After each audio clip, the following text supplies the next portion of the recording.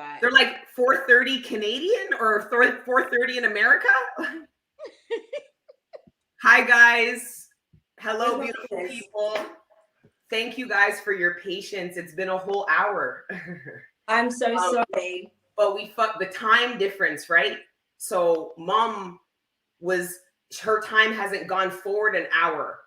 And she's on a different time zone anyways. So anyways, guys, thank you for your patience. Angel Gang's lit because this chat has been lit in the meantime, which I think is super cool. But I guys want you to humbly and graciously welcome back our sistrins, Mama D Tarot, Hourglass by Jazz. And can you guys please like, share, subscribe to all the ladies? And thank you to everyone who has done that and supports this tribe, because Angel Gang, straight up, the way you love people and show up and show out, you guys are so impactful. I hope you guys see how we impact, but I hope you guys are just aware of your impact. And I thank you guys for the positive impact you have in our lives. Now, it's been a while. Okay, so we're going to catch up. All right. And I just want you guys to say hi. Don't mute, Jass. Hi. Hi, guys. Hi, Angel Gang. We've missed you too much. I don't like Destiny said, sorry for the time difference, man. I didn't have eyebrows on when you lot were all online waiting. I just had to sort it out. Yeah. So, yeah, man. Happy to be back on a Friday night jamming with y'all. Because it's nearly the new year. It is. I'm so excited. Hey, Angel Gang, we missed you guys. I feel amazingly happy New Year. I do too. Yes. Hey guys. What up? So first of all, let's do what we do and address the elephant in the room, because there is a little one. Some of you guys are like, what the hell happened to the Three of Cups? Where the hell did you guys go? Anybody who checked out our last live might have seen an energy, particularly from me. And it had not just to do with the dynamic between the three of us, but also more importantly, internally within me. And as we shared, like when I reached out to the girls to start the Three of Cups, it wasn't really about the Three of Cups at first. It was this friendship. It was like, let's link up, let's connect. And we hit it off right away. And I've known both of these ladies for some time now. And I'm just saying this so you guys understand that there's a friendship that is the basis of the Three of Cups. And we all have our own individual platforms, right? And do our own content and stuff. But we've successfully come together and really broke down a big part of this ascension process, but we've been impacted by it. And I'll be honest, in the last month or so, I was doing a lot of shadow work and integrating my shadow into the rest of my soul, like I talk about us doing all the time, right? And I was very triggered by this sisterhood. I ain't never had it. I grew up an only child, even though I have beer siblings. I grew up as an only child, but I never really had a sisterhood. I didn't know how to function in it. I had beer karmic friends and stuff like that. And, you just reach a point in those relationships that you just cut them off, really, and I just didn't want to keep doing that. I had to learn to ascend my own karmic nature, which the sisterhood really challenged within me. But I also feel very dedicated to what I preach, what I channel through the divine and try to live it within myself. And I felt triggered by us not being able to bond on all aspects. I felt like our higher selves were all bonding. I felt like our inner child was bonding. Our masculines were dapsing and creating a bromance, the feminine same way, but I was not connecting from the shadow. And I was in a position to say, okay, am I going to honor what my shadow's telling me, or do I not? Because I don't want conflict. And I tried that approach and it wasn't working. And my shadow, being aware of what it is now, it became very hard to mask what my shadow was feeling. And so I shared it with the girls. I said, I feel like I'm in the ethers and I'm hearing the high vibe stuff, but I also hear the low vibe stuff, but nobody's saying anything. I feel like, you know, I don't believe that relationships are all love and light. I believe that the kind of friendships and relationships that I want to build incorporate all parts of my soul, including my shadow. Because what I noticed in my karmic pattern is that my shadow would go and make its own friends. And those weren't good friends. My shadow shouldn't be going and cultivating friendships on its own. I have to integrate them in the friendships that the rest of my soul is trying to cultivate. And I want to bond with these women because they're my friends and I'm in alignment with them. And I truly believe they're gifts. So what am I going to do? Perpetuate my karmic nature, or am I going to try to change it? And that's the work we did as a group. We had to talk about things. We had to talk about how we felt. We had to talk about our own patterning and why we're triggered and why we shut down or why we move a certain way. We had to take accountability. I had to take accountability for the fact that I don't create a standard for how people's shadows move. And I don't speak on the accountability of anybody else. So these ladies can speak on that themselves. But for me, right? Standing in a relationship and cultivating it from a place of, and when I'm accountable and I show my shadow, how do you think these women respond? With unconditional love and acceptance and relatability. I ain't never had that before. So this is a lot of work to do. You know what I'm saying? So for those of you that overstand that and see the friendship and really root for us, because the whole idea of this was to encourage sisterhood, coming together. It's necessary for our survival because of what is going to take place and where we're going. And our 10 of Pentacles, 10 of Cups that you guys love, beg for in the readings, don't include just yourself. So it's been tough for me, but it's been so rewarding. I've had so much growth with these women, and the growth that I've had with these women are applying to other relationships in my life. So I'm going to pass it to the girls, and we'll move off of this topic, but we're not going to just come back and pretend like we went through tons of work. Yes, the energy you felt in the last reading was correct. There's some things that we're not going to address because I'm just right. But yes, ladies, mama, welcome back. We missed you. We love you. Wagwan. You fucking moved me just now with everything you just said. Like, I feel really emotional. Oh, mommy, I want to give you the biggest hug. I feel really emotional because I feel like if it wasn't for your courage, you know, to really dig it out of me, because I feel like a lot of the energy that you lot felt was definitely between me and Destiny.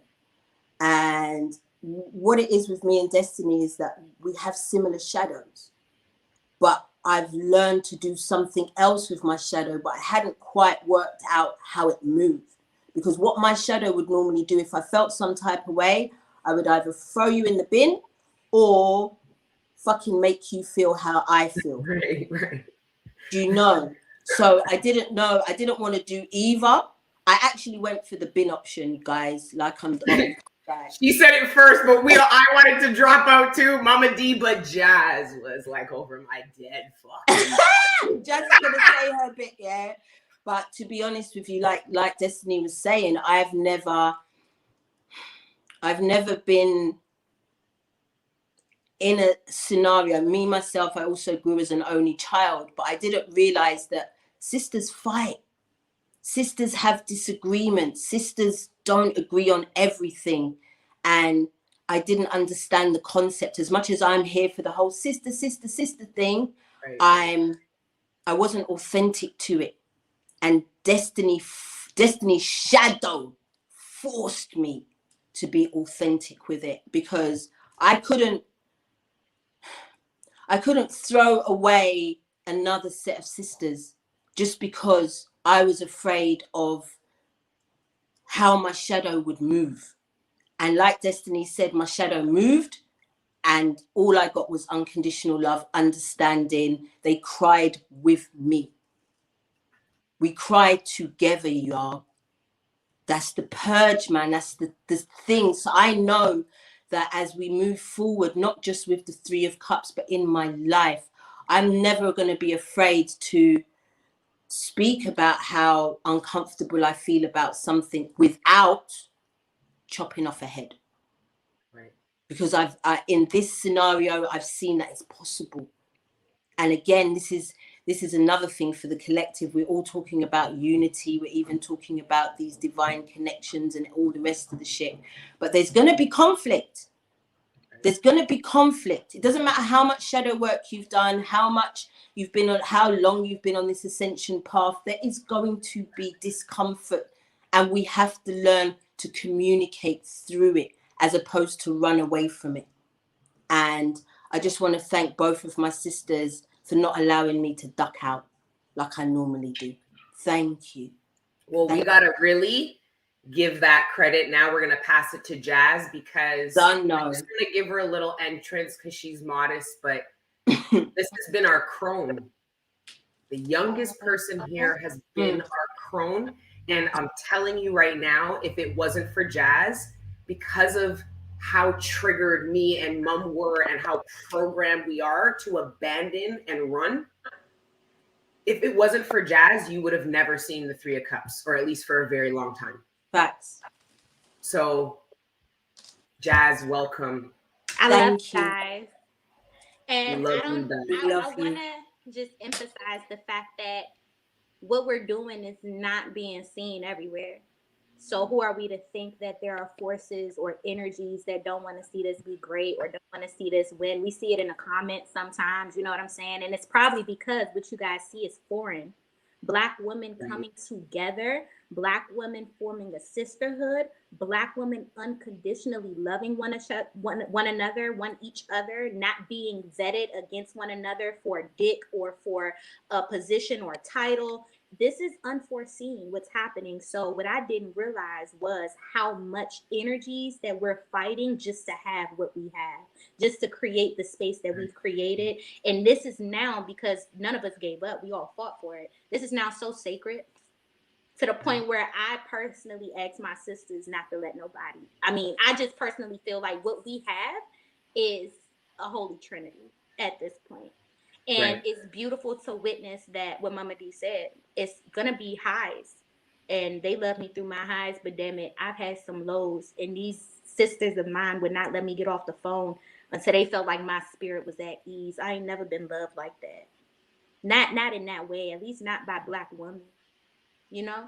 Not in that manner. And I do feel like sometimes it's so intoxicating for the viewer because what you guys are experiencing and feeling is real. It's not fake, y'all. It's unconditional love that we give to one another. So now when we link up, we're giving it to y'all too. And it's just like amplified. So I don't want to take credit. I know y'all want to give me credit, but I don't want to take credit because as much as they was talking that shit, I called bullshit. I called their bluffs. Like I called their bluffs. The crone, the fucking granny. It's granny. Jass was giving us grandma vibes, granny vibes. Yeah, I felt like the shadow was expressing itself in its most authentic place. And that's how it felt at the time. And we honored how one another felt at the time. But this is so sacred that the higher self got all of us together eventually and made us realize what the divine has brought us together to do. So yes, we're doing the divine's work, but we're also showing Black women how to heal and fix and mend every relationship that we were taught to run away from. Like Mama D said, I'm a fucking runner. I'm a track star. I will get the fuck up out of there, but when the going gets tough and the tough gets going. And you want to know what my karma was?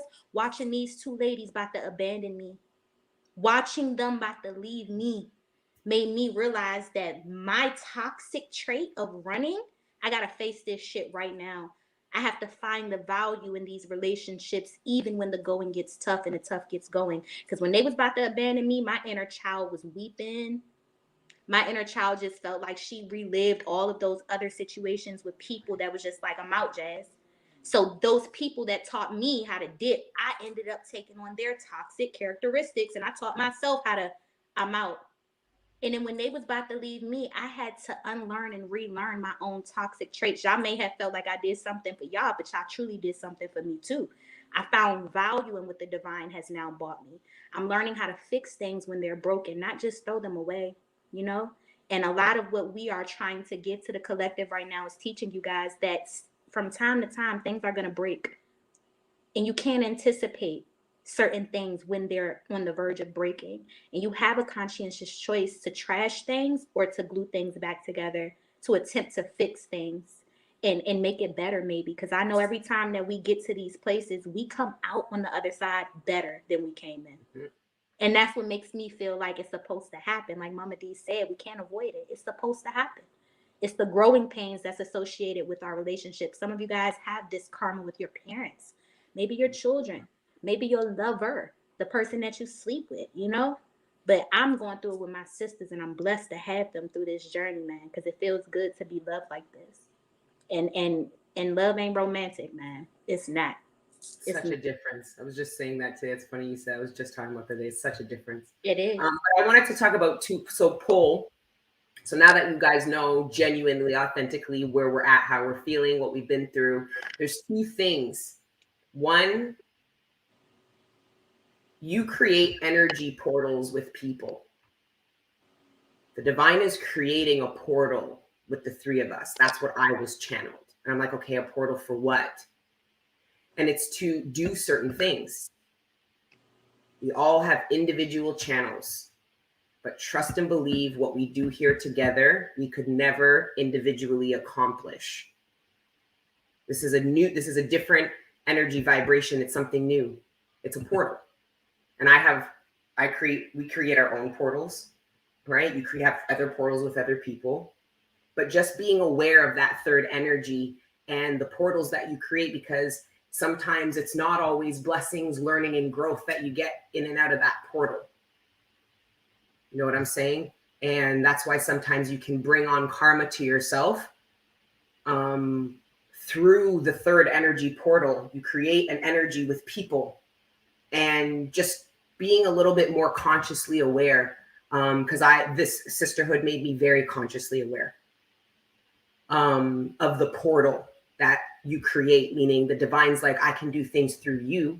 But when you come together with these people, think of the portal you create as a man and a woman. You create a portal, you have a kid. That portal birthed the kid. The portal can bring abundance. The portal can bring extended family, bring family together. The portal can bring opportunities, right? But you also do that with your friends. So, and I forget the second thing that I was going to say. Another thing that what me and the girls went through taught me is that, so me and mom had to really understand and get to like what was triggering us. Because out of the three of us, me and mom were triggered the most by each other.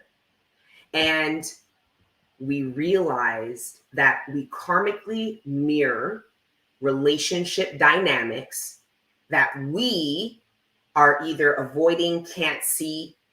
So let me give you an example. Me and my mom keep having this karmic pattern. I just can't see it. It's her, like I just can't see it. But now I go and manifest this dynamic with, say, Mama D. She's mirroring to me another relationship. She's never met my mother a day in life. They're nothing alike. But karmically, I am triggered similarly. And that we did personally between us, of what was mirrored and how it triggered me. But collective, trust and believe. You don't have to go through. So if you have karma between somebody, you can choose not to go through it. I could say my mom, you know what? I don't want to go. I don't want to ascend. I don't want to grow. I don't want to go through any of the karmic lessons associated with our relationship. I'm done. You're going to manifest these dynamics with other people's romantic friends. That's the saying, you can't run from karma. And we do this romantically, right? We abandon the connection when it doesn't go our way, when the shadow is exposed.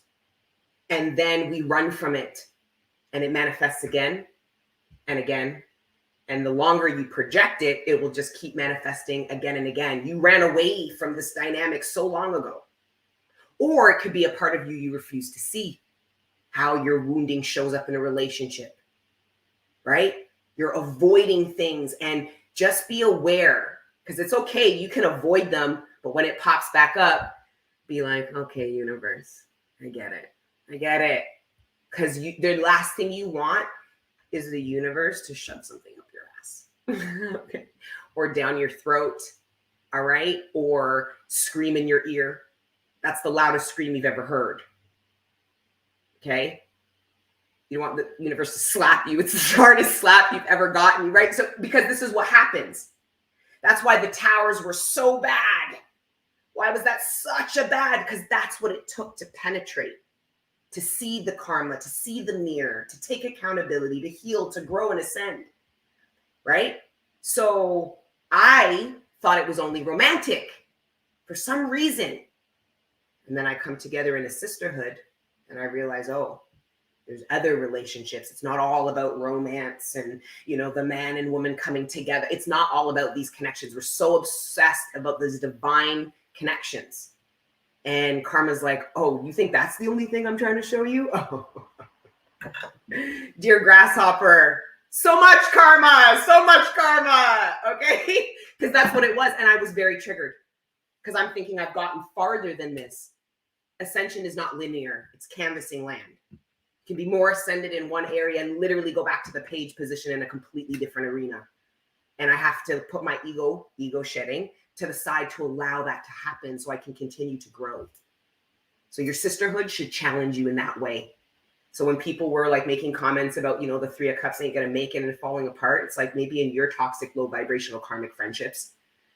Okay. But in my friendships, we do the karmic work offline, privately, because we're real friends. And then we come back. And because we're so real, we're going to share it with you so that you can see how you can do this with the people that you know you shouldn't cut off, but you got to work through the karma. Remember the last reading we did live about going through the darkness to get to the village, to get to your people. That's going through the karmic problems, whether it's a romantic partnership, your dreams, friends. Now, the issue is if you can't do the work with them. You can't be accountable because they don't mirror it back. I mean, you can never, nobody should ever be responsible of your accountability, but it's not mirrored back. There's no room to grow. That's a different story. But in my karmic cycle, I didn't even try. I'm just like, well, this isn't working for me, so I'm done with this now. These girls are teaching me to try. When I looked at Jass, when Jass said that to me because of my own abandonment issues, it really was like, because it got to that point. Okay, what are you bitches trying to do then? Like, are you really trying to abandon this and like leave me? And me and mom went in, we softened immediately like fire on ice. We just melted. Her inner child just commanded that because me and Mama D have abandonment issues. That's why we're good at it. We learn from the best. Anyways, ladies, anything to talk about the portals or about this karmic mirroring between dynamics before we get into our yearly spread or whatever else you guys want to chat about? We're here for a minute. Eh? Yeah, I think for me, what I learned was, like Destiny said, for her, it was the mother thing. For me, obviously, I'm the mother, so it was the daughter thing. You know what I mean? I thought I'd found a solution to keep us at a nice, you know, even keel. But what I'd actually done is just learn to just retreat and fall back. And that wasn't going to work for a long term.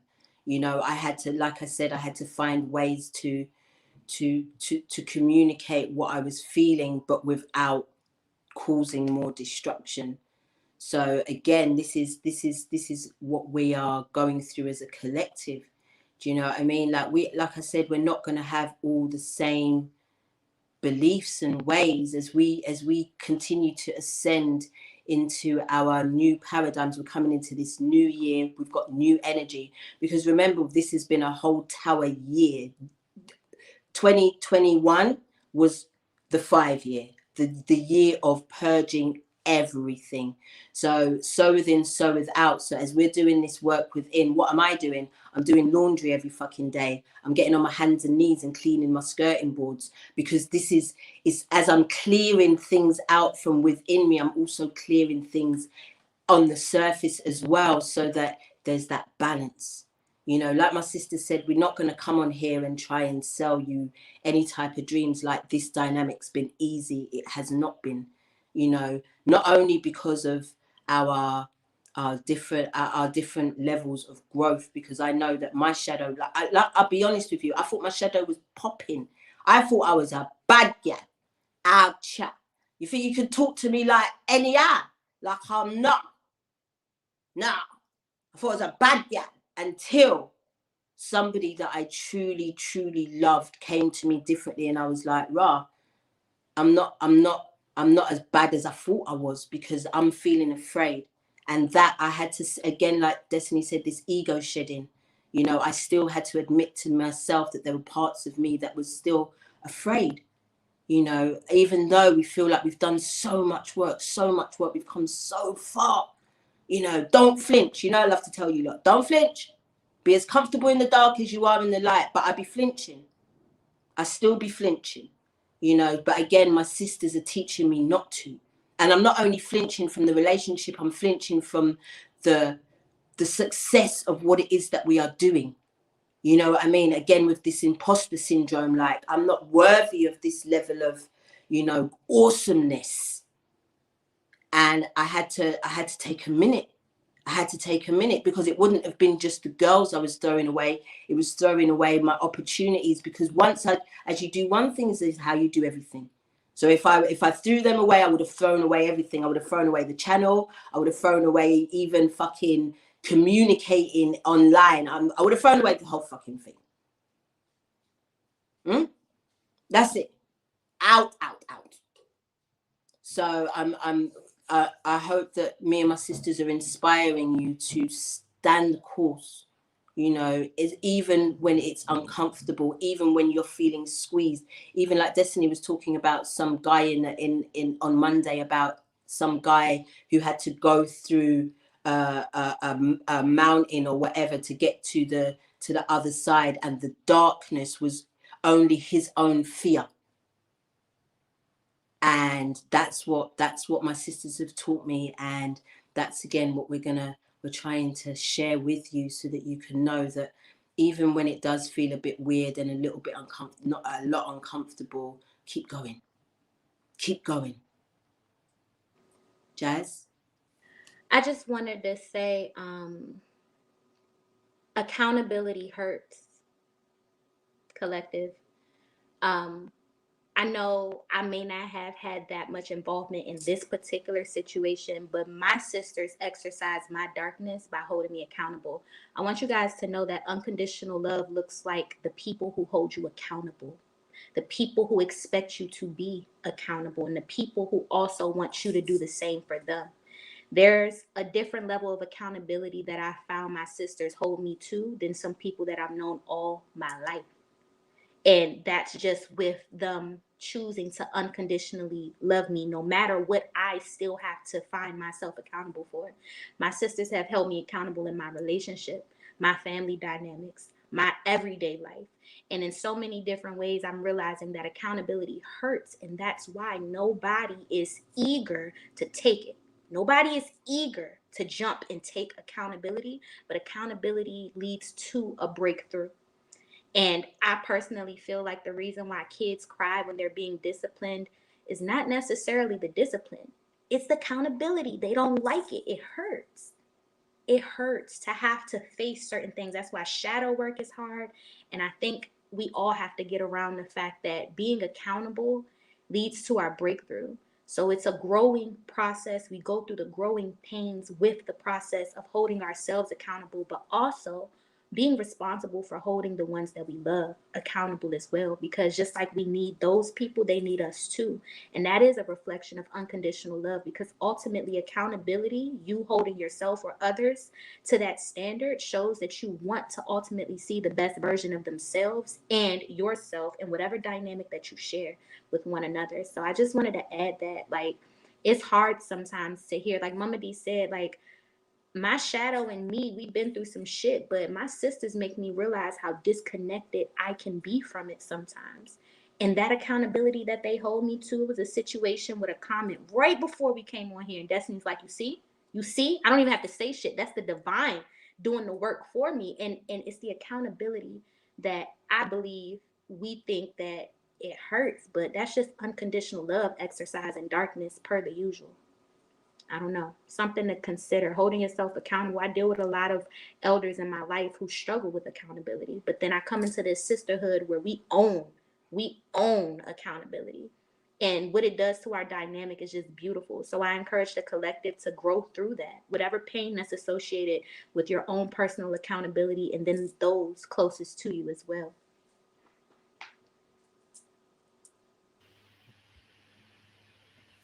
That was beautiful.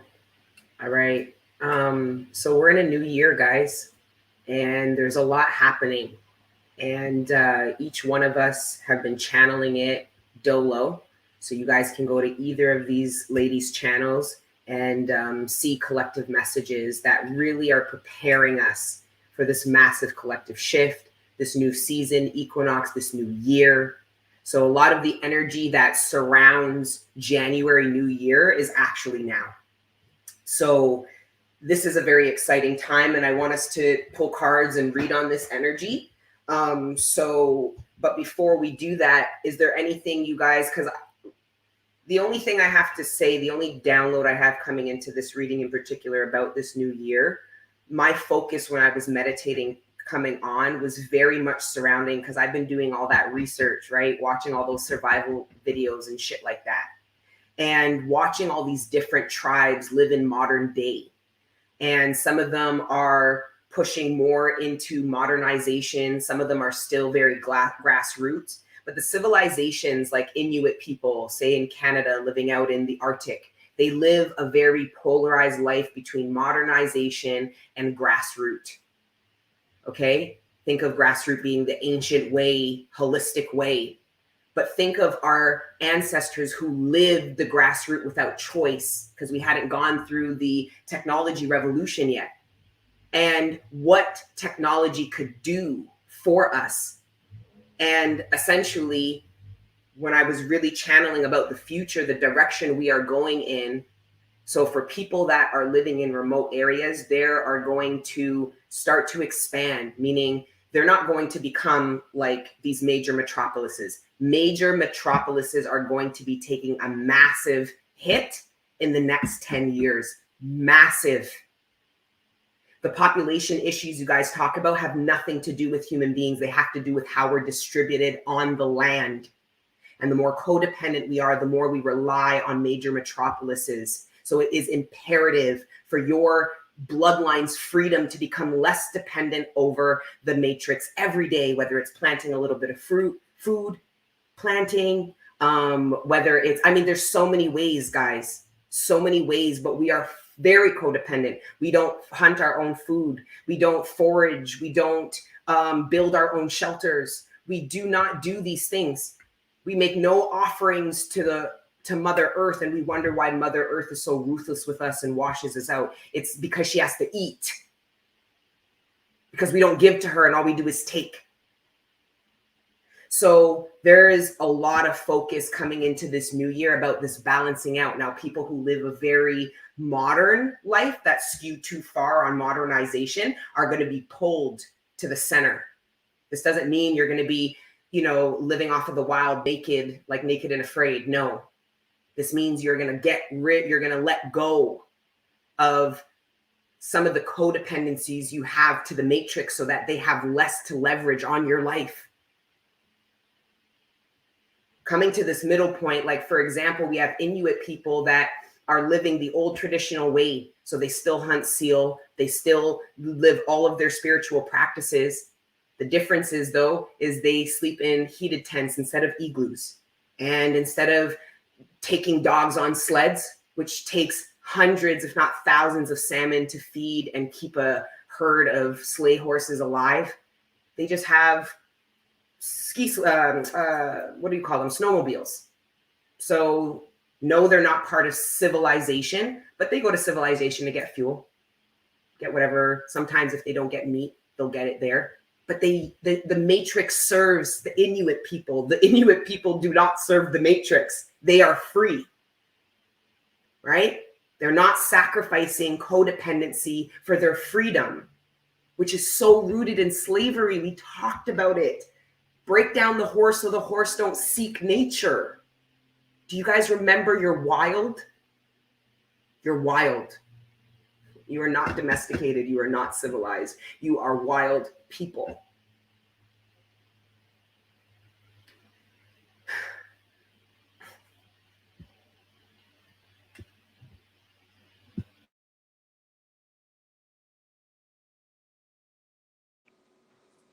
It's okay, sissy. I feel like the full moon is making us all a little emotional today. So let's just go with the emotions. But my sister is really onto something.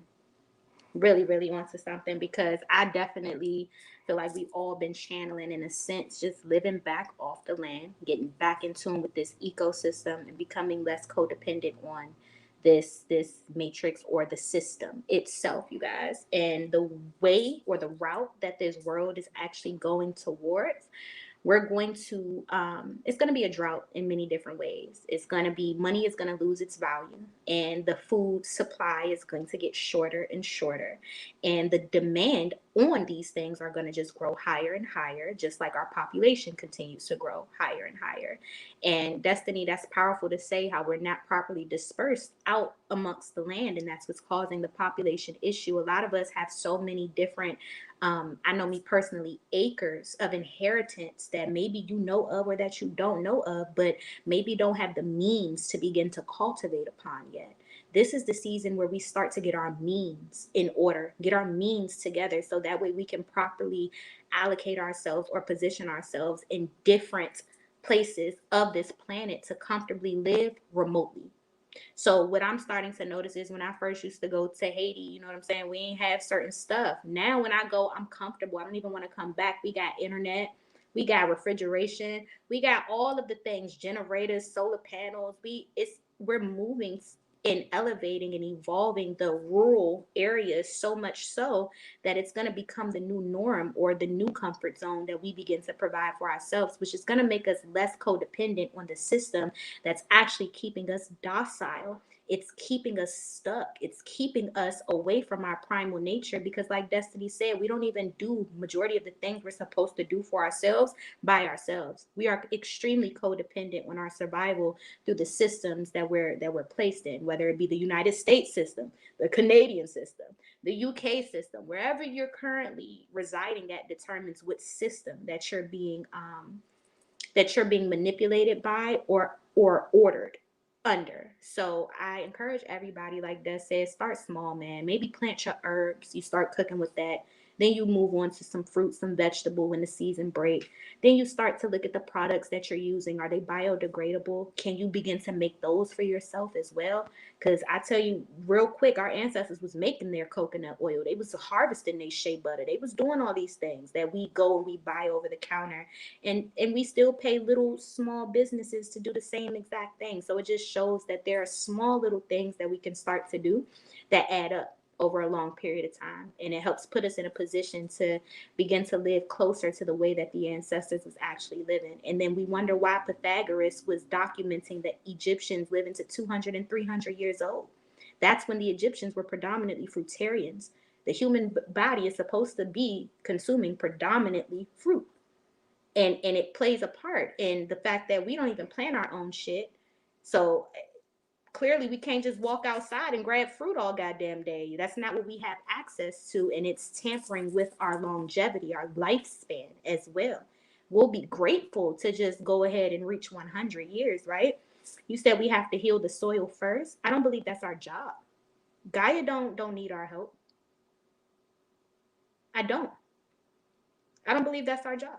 We just have to continue to circulate the vegetation properly. How many of us get seeds or our core in our fruit? We just throw that shit in the trash like it don't belong to her. I feel like if the soil needs healing, it's a result of the fact that we're not properly playing our part in the cycle of life itself. So if she's hurt, it's because we've broken her. And if we start to implement ourselves back into the cycle of life, she heals herself. I just wanna piggyback off what Jazz was saying when it comes to the fruit and the dispersing of your seeds and stuff, because what I've noticed is that I've been doing offerings in the same space for about 3.5 years now, and I promise you that is the most fertile part of the area that I live in, because of all the decomposition of the fruits and what have you. That soil, I know that when my garden's together, I'm going to go and dig up some of that soil, you know, and use that as some of my compost to grow my shit. But my children make fun of me because I haven't had a fridge for 5 years.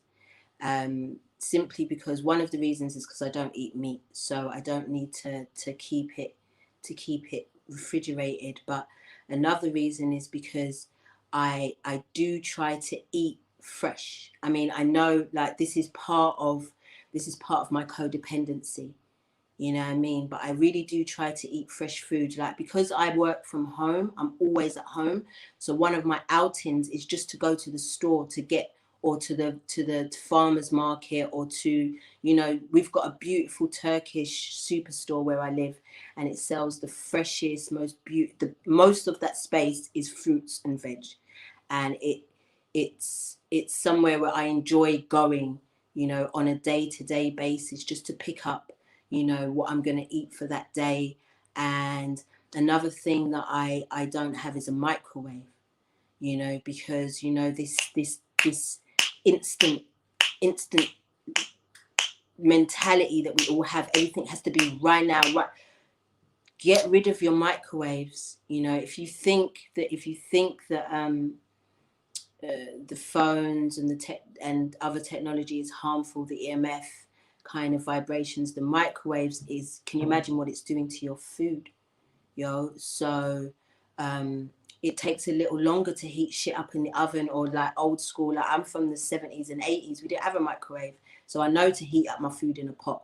You get me? Like leftovers, you put a little water in that, and you let the water heat up, and you stir that around, little piece. You know what I mean? Like, do you lot know how to make a campfire? Like, very simple little things. Like, I didn't know you had to dig a hole, but you do. You have to dig a little hole. You got your little piece of whatever it is. I forget what it's called. And you light that, and then you got your logs. Make sure your wood is dry.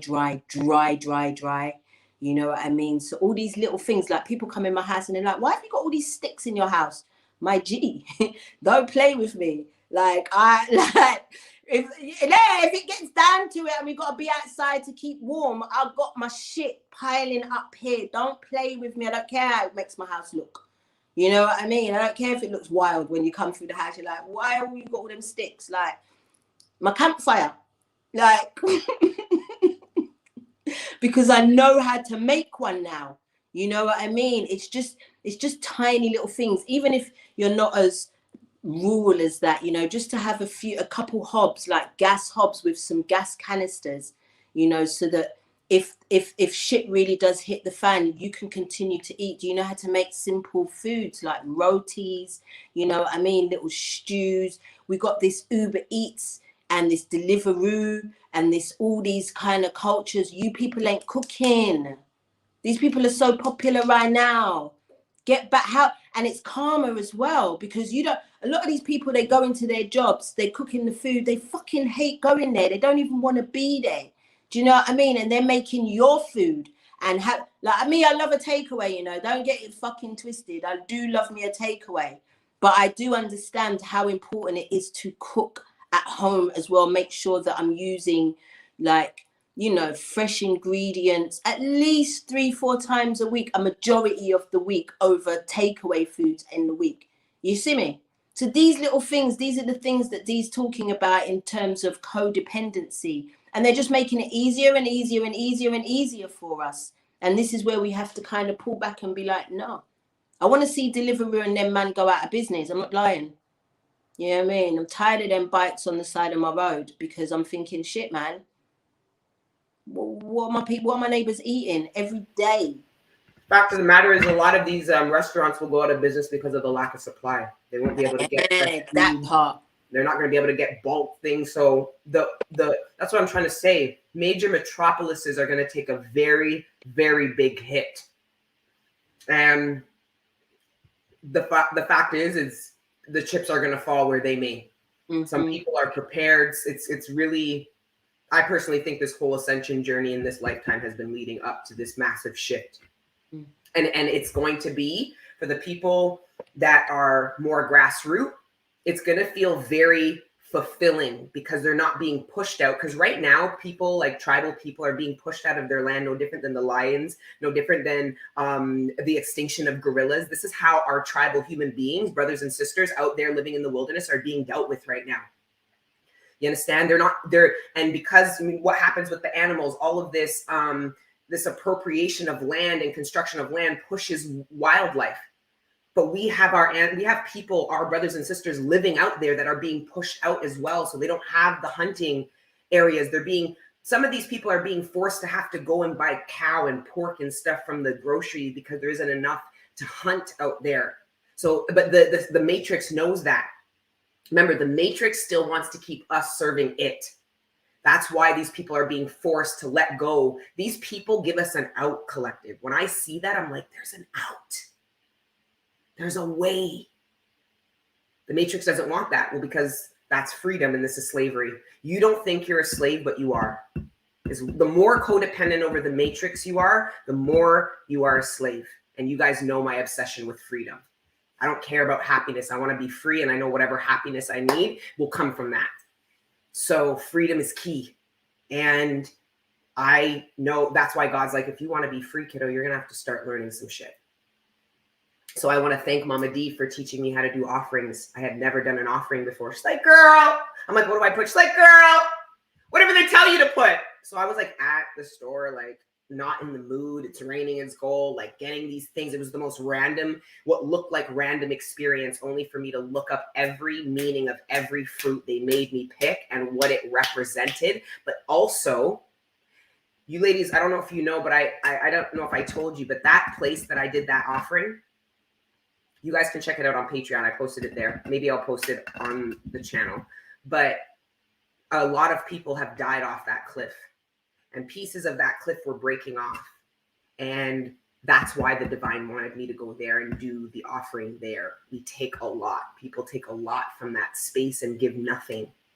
And it was like, divine's like, you want to be in union with the ecosystem, you need to start being consciously aware of giving back. And each and every single one of the tribal documentaries that I watched, each tribe did some form of offering, even if it was a leaf. It didn't matter. And they put their lives on it, man. We won't make it back home if we don't put an offering every quarter kilometer. Like, that's how serious the shit is. We're going to go and hunt and we won't get anything. So you're seeing mans with like bushels, like going out into like hunt, but leaving their offerings and praying, chewing a little chat, and then getting on the hunt. Pure union with the ecosystem. And we need to prepare for it to happen. And no, we're talking about the new year, and no, that's not going to be old in the new year, but everything is leading to this. So us in this major metropolis, like, guys, I love AC and I love AC, but I'm not sacrificing staying here. I will go to live in hot countries without it. I can let go of that. Yes, internet's great, but I'm an entrepreneur. That's where my abundance stems from. It's not from the internet and what I do here. You know, so just preparing my brain to come off of it, right? Because I have a lot of we have a lot of ancestral abundance that our ancestors aren't going to give us until we're out. Because the Matrix is going to take it.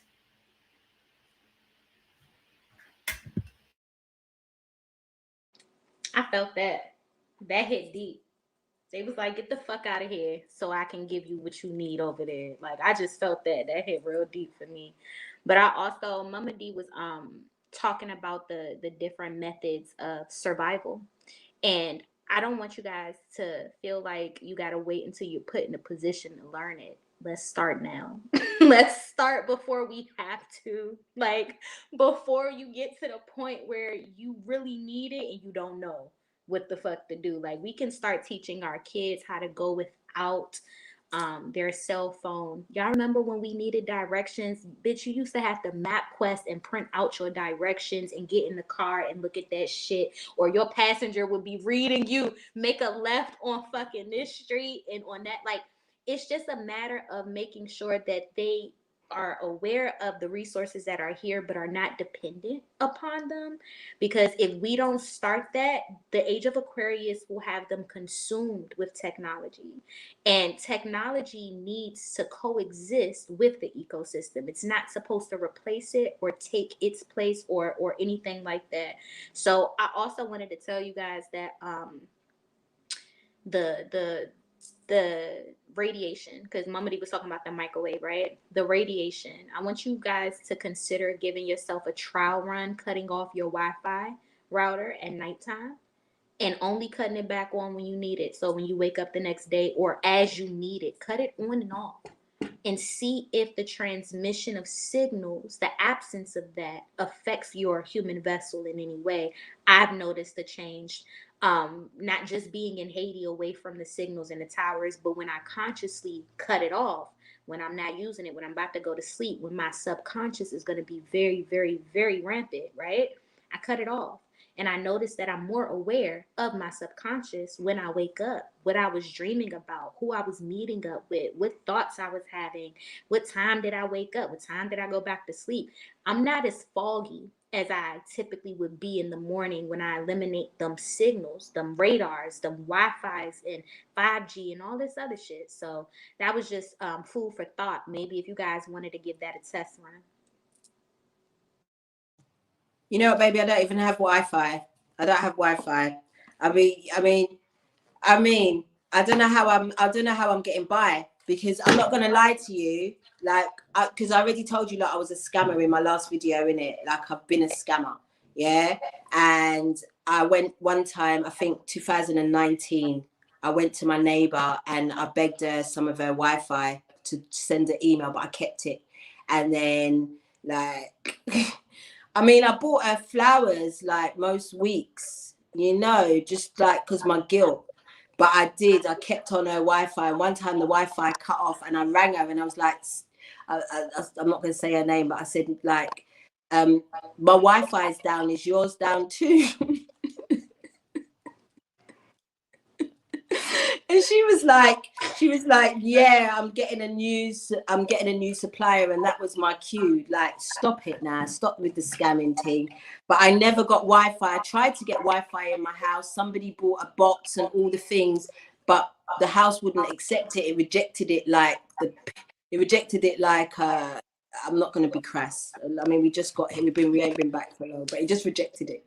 So now what I use my personal hotspot on my phone for Wi-Fi on everything on my laptop. And then when I'm not using, like before I sleep, I put my phone on airplane mode and put it in another room. I'm not involved in none of it. And on a Monday, I'm not even online. So, you know, I take a day off a week to try not to have no Wi-Fi interaction at all. So what Jass is saying is absolutely the way forward, guys. You know, just try to unsubscribe slowly. You know, don't cold turkey, go mad. You know, but just take your time. But don't be a scammer like me neither and thieving other people's Wi-Fi.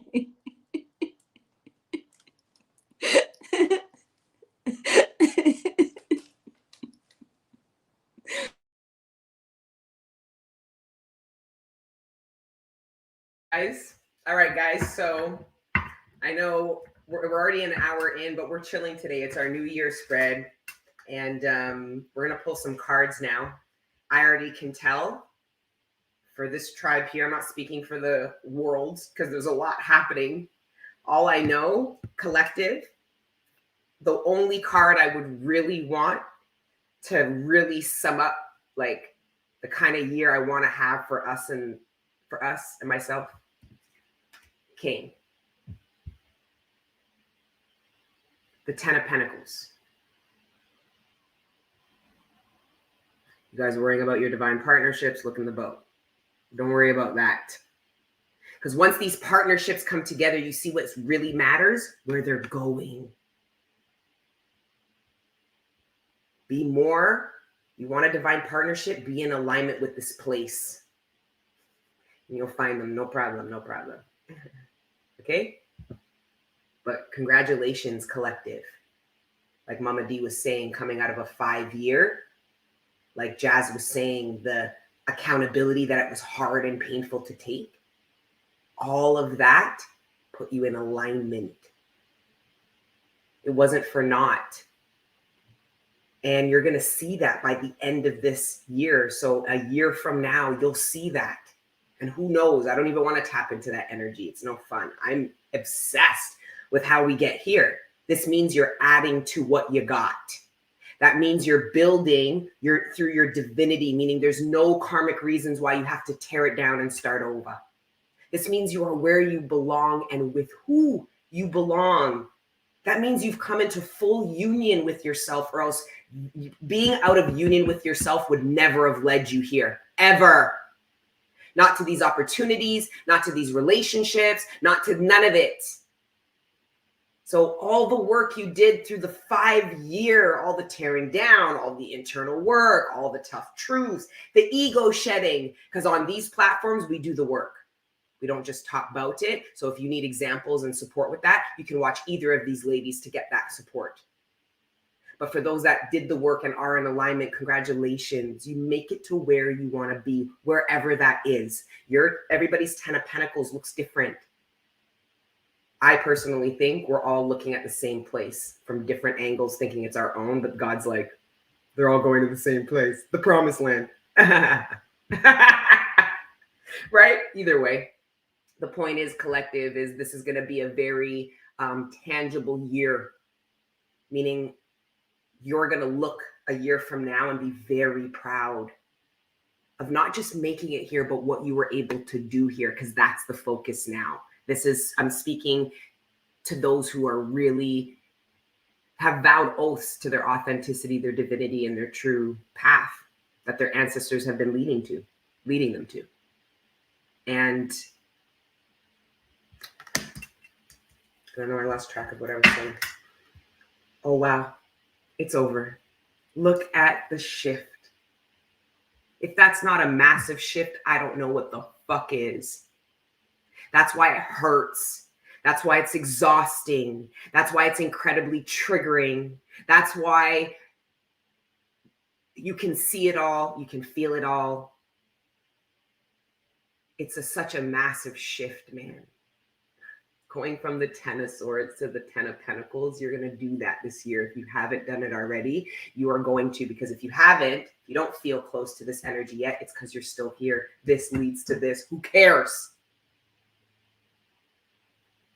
So for those that are here, this year will be a lot of healing, a lot of rebuilding your foundation internally so that you can see it externally. Either way, it still applies to you. Doesn't matter which energy you feel like you resonate with more. This is a massive shift. I'm so excited about that. I'm going to keep that. And before I pass it to the girls, I just want to see what clarifies this. But I already know what this is. This is going to make that really difficult. The accountability, like Jass says, so hard. But when you do that, it makes you solid. This is solid. 10 of Pentacles is solid. This is being reflected externally to you now. It's like, and then we have the Magician. This year is going to manifest. This is what it's about, manifestations. You make it to where you were trying to go. Whatever this is. I did a reading on Patreon about ecosystems and being exposed to new ecosystems. Again, prompted by this nature stuff that I was watching.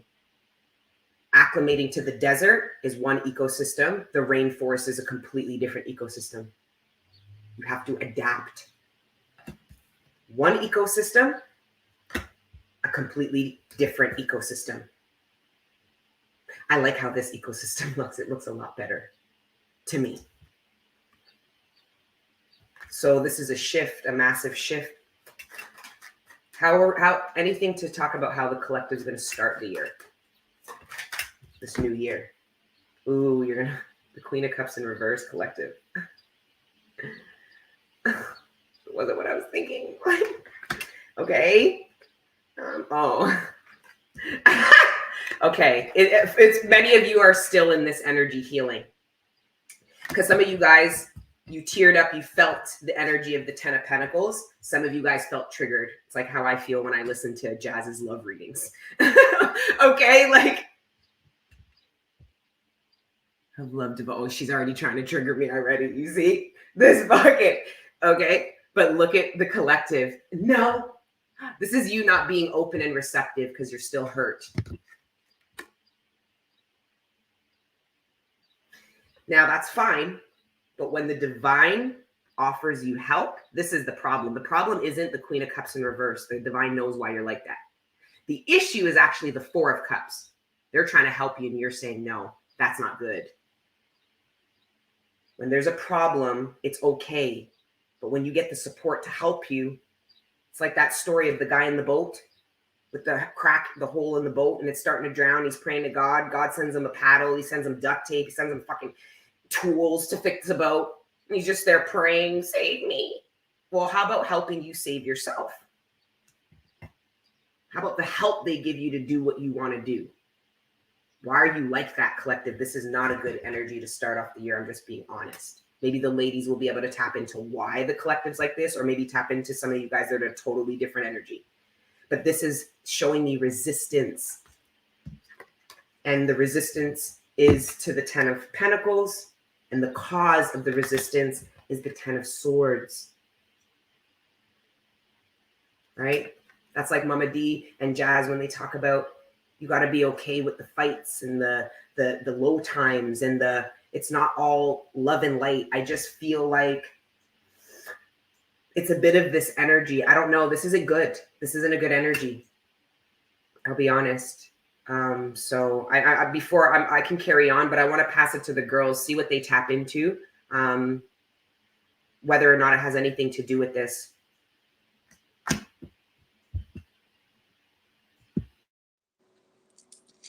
So I have one little card here, and it's funny how you just ended your spread with Queen of Cups in reverse. And when I see devotion, I run for the fucking hills. I don't like this word. Desire and devotion is attached to our shadow. It makes me feel like there's an absence of the higher self's presence in regards to the power of love. Some of you guys desire someone so much that you feel devoted. But I don't feel like love has strongholds over our spirits. Love does not possess anyone. So when I see the power of love, this is the true power of love being revealed to the collective. Paying attention to if we equate love solely to our desires or to our devotions, because I promise you, love is not only romantic, which makes it so funny that this card came out, because I learned the real power of love, or at least confirmed the real power of love with these two. And I'm not fucking them. You know what I'm saying? That doesn't make our relationship romantic, but it does not take away from the unconditional love that's shared amongst us. Some of you guys leave no room for mistake when it comes to love because of that perception of overly romanticized love. There's no room for mistake now.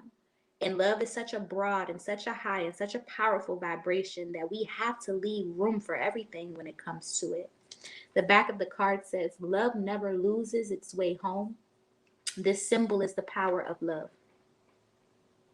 That's powerful, that love never loses its way home. Some of you guys need to understand the fact that if it's truly meant to be for you in this new year, in regards to anything that you desire pertaining to love, it will find you. You don't have to go find it. It will seek you. You do not have to go seek it. It will truly come check for you when you are in alignment and when it's truly time. You don't have to sacrifice. You don't have to change. You don't have to try to be something that you're not. Like, love never loses its way home, you guys. So I promise you that desire will get you fucked up if you equate that to love. Desire is usually attached to our shadow. You say, how do you show love even when you're upset? That's a part of unconditional love, though. There's nothing fugazi. It's nothing fraudulent about the highest frequency available to man. So what we do have to stop doing is saying love and light. Now light is looking at love like, I can't hold all this weight.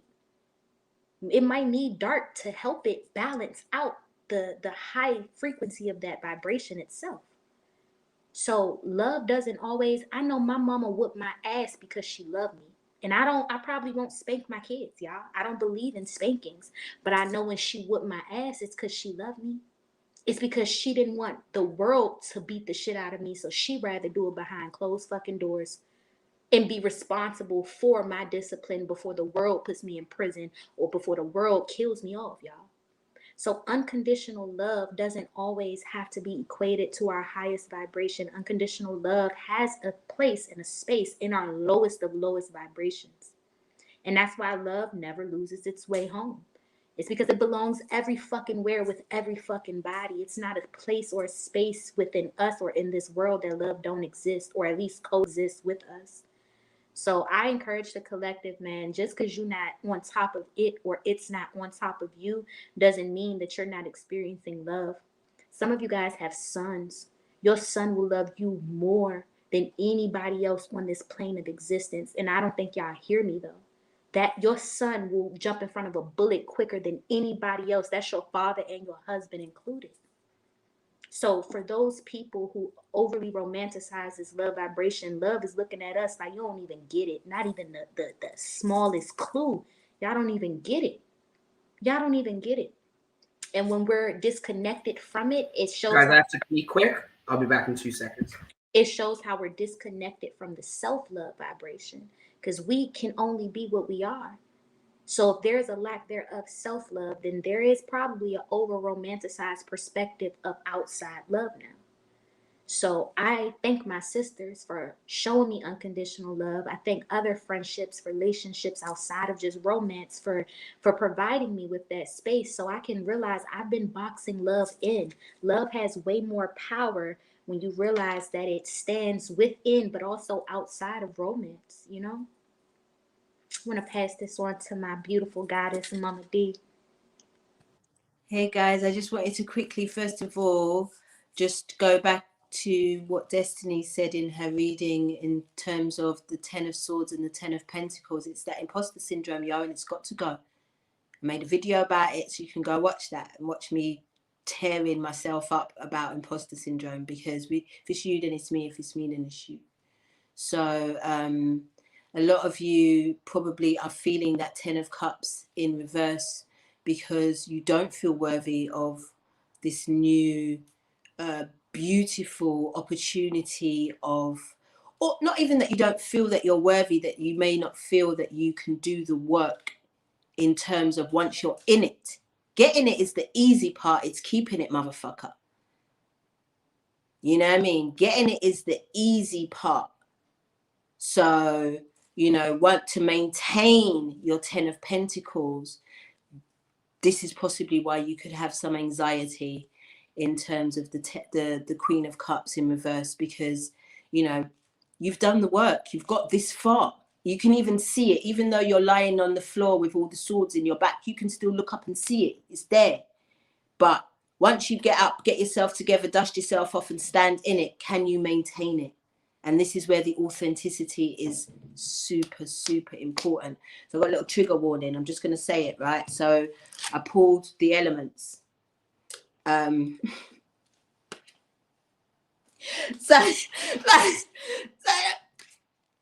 Okay, so I'm going to read it out of the book. Basically, obviously, the elements of fire, air, earth, water create powerful protection. Now, Destiny already pulled the Magician card.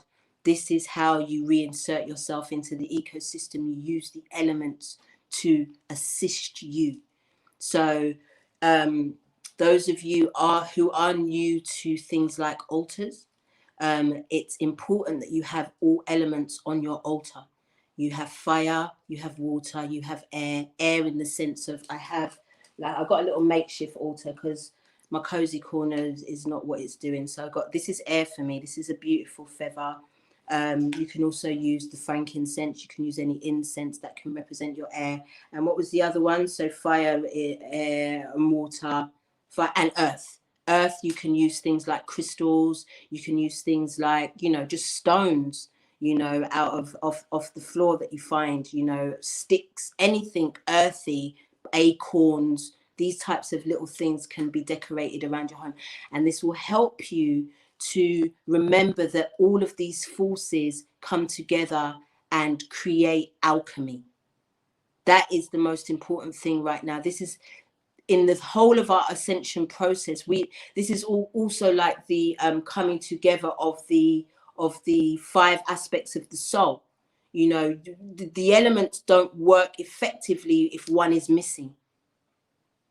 So this is us reinserting ourselves back into the ecosystem with all of ourselves and all of the elements. I'm going to read it from the book though, even though I haven't got my glasses. The cross is in a circle. The cross in a circle symbol has had a variety of different meanings over the years, with the earliest being traced back to Neolithic times when it was used to signify a solar wheel. Each quadrant represents one of the 4 seasons, and thus the Earth's journey. Am I still here? Oh, what happened? I'm in the middle now. The Earth's journey around the sun in a year. In modern day astrology, this symbol represents our home planet, our home planet, the Earth. It depicts the globe with the equator on the horizontal and the prime meridian of the vertical. In spell casting, the calling in of the 4 elements acknowledges the natural forces of the earth and their power. The elements each have a direction they belong to. In the northern hemisphere, earth is north and winter, air is east and spring, fire is south and summer, and water is west and autumn, divination. The strongest representation of this symbol is the 4 elements of earth, air, fire, and water, encased in a powerful protective circle. Earth governs the physical body, air governs the mental realm, fire is for spirit, and water represents our emotions. Use this symbol to create excellent boundaries to protect your physical, mental, spiritual, and emotional health. Manifest your dreams. Imagine this circle surrounding you. So I'm going to show you, look, yeah, this is it. This is the circle. Imagine this circle surrounding you, and at each quarter stands the guardians of the 4 natural elements. Visualize this circle of protective light around you. Using this symbol creates harmony and fosters good balance between intellect, passion, material wealth, and emotions. Employ this symbol when you want to restore equilibrium and set up a powerful shield against people and situations pulling you in too many different directions. And as a clarifier, obviously we've got the hangman. So it's about surrendering. Mom, can you just pull that symbol up for a second? I had a weird little epiphany. Go for. It looks like a cross, don't? Cross talks about the Father, the Son, the Holy Spirit. That's 3. The cross doesn't reflect 3. It reflects 4. There are 4 90-degree angles on a cross. They represent this is an ancient, before it became famous for hanging up Christ. This symbol derived from something way ancient, and I knew it, and it's this. I looked there and I said, it's not 3, it's 4. It's 4. There are there's 4 corners. All I had to do was draw a circle around this, and it would be that. Anyway, sorry. It's all right, because I've even seen a representation of the crosses. Like, I think, I'm not sure which faith it is, but there's a circle around one of the crosses, and then obviously if you were to take the circle and put it at the top, you'd have the ankh as well, and you'd still have the corners, right? So that's that. And then obviously with the clarification, you got the hanged man. So, you know, a lot of us are kind of feeling like, you know, wait, I feel like this is for the beginning, because Destiny was the one that really wanted to mention this about the year of the tiger. Yeah. So we are in the year of the tiger now. So let me break it down to you. So 2020 was the year of the rat. And when you think of rat, what do you think of? You think of vermin, you think of disease. And what did we get? We got the Rona. And then we got the year of the ox last year, 2021. What happens? You've seen an ox ploughing a field. You see how slow that bitch is. You understand? You see how, it's a slog for that animal, man. That was our tower year of 2022. And now we are in the year of the black water tiger, which is a rare thing. It hasn't happened for 61 years because every time it's a year of a tiger, they change the species of the tiger. So for this one, it's the black water tiger. So we're talking about earth and earth dweller, and also something that's comfortable in the water as well. So just a couple of quick tips on how to really bring in the energy of this year of the tiger, because this is a fast moving year. So that's, before I get into that, this is a fast moving year. So we came out of the year of the ox and now we are in the year of the tiger, but some of us haven't surrendered yet. Some of us still hasn't surrendered to implementing and integrating ourselves back into this ecosystem. Even if it's a thought, it doesn't even have to be a physical thing. You could just be thinking, you know what, actually, I might want to plant a little garden. I might want to put some plants in my house. I might want to, maybe shop at the farmer's market rather than the big supermarket. These are all tiny little things. So maybe some of us are still quite resistant and still quite dependent on, on Simon and them. And this is probably why we've got this Queen of Cups in reverse as well, because it's having to, let go of how spoiled we have been in this lifetime, at least. You know what I mean? So that's all I've got for this new year. But if you do want quick tips for Year of the Tiger, colors to wear: red for passion, blue, I can't remember what that's for, mint green, that's why I got the nails, because I don't really like mint green, it don't suit me. You see, you're doing it anyway. And yellow for the sun. I think that was yellows for the sun, and I think the green is for the earth. And I can't remember what. I think the blue could be for the sky as well. So you've got even there you can see the elements, right? So guys, this is exciting times. It's going to be very fast moving. It's not going to be what we've been used to for at least the last couple of years, obviously because of what happened. But then when you look at the years in the animal totems, in the Chinese traditions, we could have almost read that. We could have seen that. The year of the rat, there's disease coming. Year of the ox, shit's going to be slow and a slog. Year of the water tiger, we're gone. That's all I've got. So yes, about the water tiger, you guys are going to kill me. It's not a different interpretation. It's a different interpretation. It's not in objection to mums, but it's very different. So the water tiger, the tiger is has a dual ability to function and travel on water, but also on land. A tiger is fast on land. It's not fast in water. The tiger is this boat. The minute that boat touches that land, that tiger is sing. But until then, no. Okay, so this is about adaptivity. You're trotting along, you're patient with the pace of you being in the water.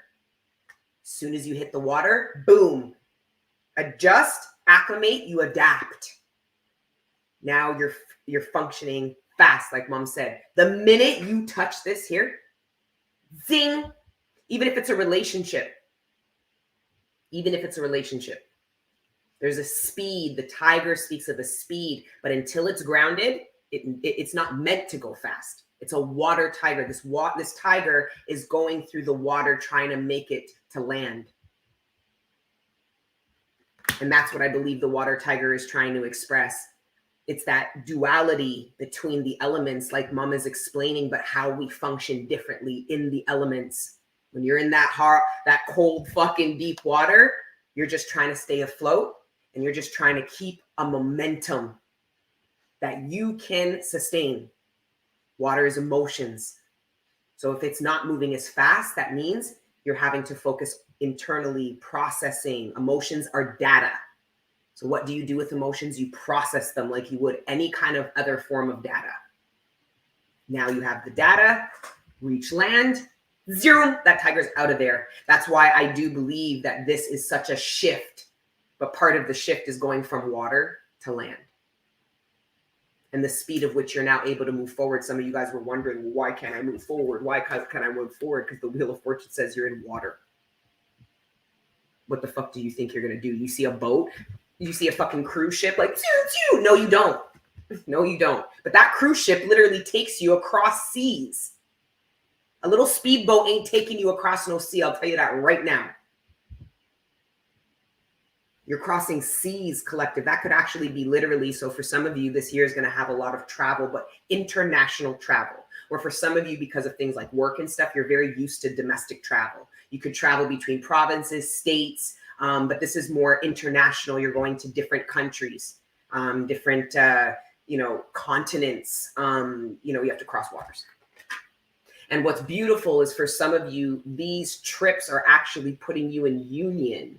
Because I don't know, some of you guys could be doing it for fun. Like, oh, I'm just going to go on some, we're going to go to Bali or something like that. But you don't know what Bali has in store for you. But you will once you touch that land. And now you meet people that you would have never met if you didn't cross these waters. Like there's this, it's quite profound. This year is quite profound. Regardless of the speed of which you're moving, there is this profoundness because a lot of what was transpiring internally is going to be happening externally, whether it's slow or it's fast. A lot of this you couldn't see, collective, and you know how hard it is to believe in shit you can't see. But now you're going to be able to see it. So it doesn't matter if it's coming in fast or slow, it's tangible. You're trying to adapt. It's about adaptivity. That tiger is trying to adapt. It loves land more than it loves swimming in the water. I'll tell you that right now. Even the water tiger.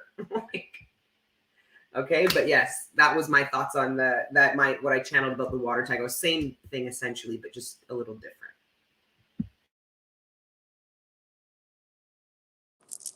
I don't have nothing, sisters. I'm all done.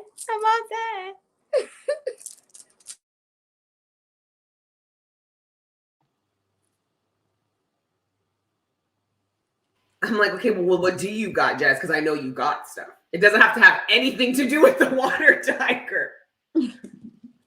I really don't, guys. I lied to you not. When it came to wrap? Are we good to wrap? You guys want to wrap? We've been an hour and a half in. We can. I was with y'all till about 6:50, and then I'm all Muriel's because I feel like she's watching. That's why I dropped her name. And I have game night. I'm gonna go play Ludi. Oh, I love that. Yes. I love that too much. I'm going to catch up on the new Fresh Prince of Bel-Air series like Destiny told me to watch. I'm 5 episods in. It's everything to me. I'm a binge this weekend, guys. It's everything to me. I'm going to get into it, y'all. And we're going to see you next week. Where are we going to be? Are we at mine? Yep. All right, boom. I mean, I don't know what we're going to come with, but we'll come with something. Like, we won't let you down. Mama D, it was crazy you brought it up. I've been channeling and I wanted to run it past you guys. Look at me dropping it live. Like I got a whole support system behind me now. Alchemy. Magic, alchemy, the elements, all of that good stuff. I don't know. I thought it would be something great for us to discuss with the collective. I think so too, because doing my first offering will open me into a whole new world of alchemy and like how to interact with nature, portals, everything, portals, all that. Yeah, I love that. Ooh-wee. All right, we're gonna get super witchy bitchy at mom's house. I'm excited. Why not? Perfect house to do it. Yeah, I'll give you lots. I'll definitely talk you through like my process, how I got there, and like why I do it and what I do. Because it's not just the offerings; it's the stuff in here. It's also, like the girls are saying, portals and how you create them in order to draw out what you need from them. You know what I mean? So yeah, why the fuck not? Shout out to all the fine masculines that slid in to the chat. Don't think I didn't see Hi. random. I see Hi. you guys. Okay. Anyways, Oh, we see you. We see you. next week. Oh, and Jass just went live. Yeah. You guys can go on her channel and That was check sick. that out. Oh, Then yeah, because Mama D did a wicked live about imposter syndrome, but she also went live again after that. And you guys already know where to find me every Monday. every Monday, yo. Around the evening times, you know. And I just wanna jump on Jazz's live. Jazz talked a lot about clearing and cleaning and Water filtration. Yo, and also the stuff on the fluoride as well. Guys, get into it. Really make this something that you know, because obviously we know that the fluoride fucking calcifies the pineal gland. It's fucking everywhere. Yeah. So we well, that's what you guys can go watch right now. Yeah. That's all. That's all. We love you. Thank you. Love you, sissies. Love you guys. See you guys soon. Bye. Ciao.